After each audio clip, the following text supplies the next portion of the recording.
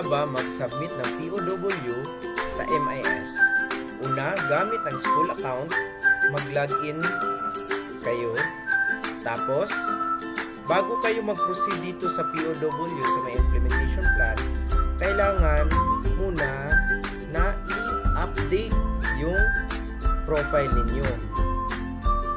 Punta kayo sa profile, then edit profile. So, dapat dito na banda, kailangang malagay yung employee number ng school head kasi siya yung siya yung dito sa preferred by. Okay? So, pag na-update na, click update. Tapos, balik kayo dito sa implementation plan para maka-add kayo ng program of works. Kung makikita ninyo dito, wala kayong makikita na pwede kayong mag-add. So, kung nakikita nyo, mga added na mga POW sample ito. So, para maka-add kayo ng POW, punta kayo sa plans. Tapos, syempre, select natin yung fund available. Then, dito sa EIP, click nyo ang EIP. Kung hindi pa ganito ang sa view ninyo, dapat ang i-click nyo is yung plus button. Pero kung ganito na ang yung view, pili lang kayo kung ano ba ang project title na i-add ninyo sa as POW. So pag ma-add na ito, click nyo lang yung add to POW, then okay. Pag na okay na, balik kayo dito sa implementation plan, then POW. So kung makikita nyo, ito yung latest na in-add natin as POW. So unang gawin dito sa others, so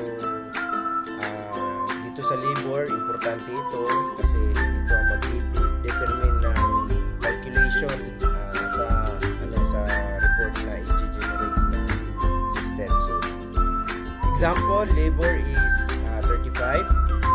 Then painting, kung may painting kayo, welding, then embankment, excavation, demolition. Kung meron kayo nito, dapat i-add nyo dito. So example, kung may painting tayo na 1,200, then submit. Pagkatapos, ganito na yung makikita ninyo. So, meron na tayong view sample. Ito na. Pero, hindi pa natin na-add yung mga unit at unit cost at quantity. So, para ma-add natin, kailangan natin i-click itong submit button. Update button pala.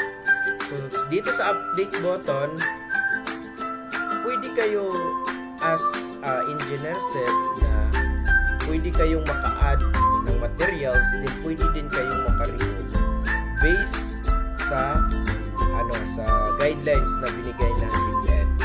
So, siguro alam nyo na kung ano yung guidelines. So, sa pag-add at saka sa pag-remove ng materials na hindi na kailangan dito sa paggawa ng school improvement project. Okay? So, pwede kayong mag-add ng materials dito. Example, submit. So, pwede. Then, sa pag-add naman, pwede din ma-remove. So, paano i-add yung unit, then quality, then unit cost? So, click nyo lang itong update. So, sa unit, so pieces, quantity is 2, then 500. Then, submit. Example, natapos na natin to. Balik tayo dito sa program of works. So, dito sa view, ma-update na din yung entry ninyo. So, ito na. So, dito kung makikita nyo, nag-reflect na yung labor natin na 35%, then yung painting natin na 1,200. Then, kung i-total ninyo yan, so 1,000 plus less na labor na 50.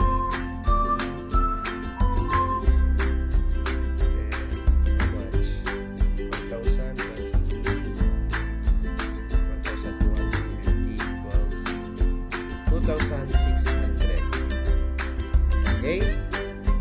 So, ayun.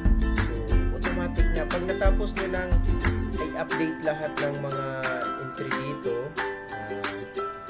wala na kayong aalalahanin pa kung magkamali kayo sa pagtotal kasi automatic na mag-a-update yung report ninyo. Ipapasa sa division. So, for example, natapos na natin yung ginawa ninyo, natapos na, okay na. So, ang gagawin ninyo pag natapos na, okay na kayo sa inyong entry, so submit nyo na lang. Okay? So, sa pag-submit pa, ito na din yung view ng, ito na lang yung makikita nyo pag na-submit na. So, then dito kung makikita ninyo may view EPP kasi at least makikita nyo kung anong changes, anong nawala from EPP to POW, ano yung mga materials na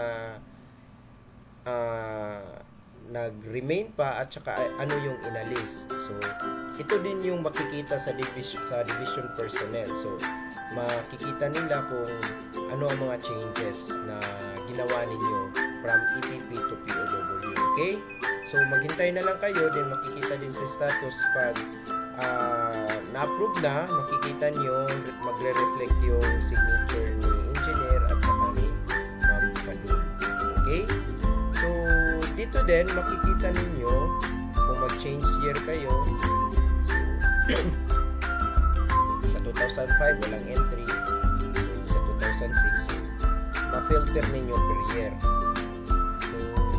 So far, yun lang po ang sa POW.